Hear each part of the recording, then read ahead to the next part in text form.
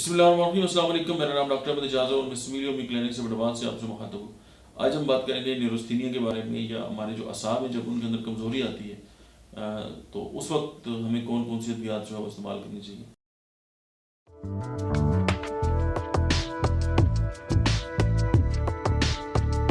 सबसे पहले पल्सटीला।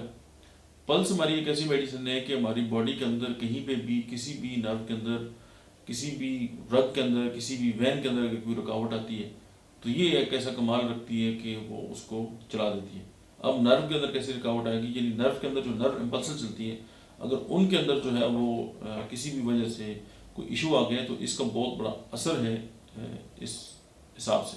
और फिर ये है कि ये एंटी सोरिक मेडिसिन है, अगर सोरा की और साथ एंटी साइकोटिक मेडिसिन भी है और एंटीसिफ्लेटिक भी है, तो ये तीनों म्याज पे जो है वो काम करती है, तो आप इस हिसाब से भी देख सकते हैं। और साथ ये कि अगर आप जेल्सिनम और तीसरी जो मेडिसिन है वो सेमिसिफ्यूगा, तो ये जो तीन अद्वियात है वो मिलकर जो हमारे असाब हैं उनके अंदर जो कमज़ोरी आ जाती है और उसको जो है वो बहुत ज़बरदस्त जो है वो असरअंदाज होते हैं और जो हमारे असाब की कमज़ोरी है उसको दूर करते हैं। Thank you.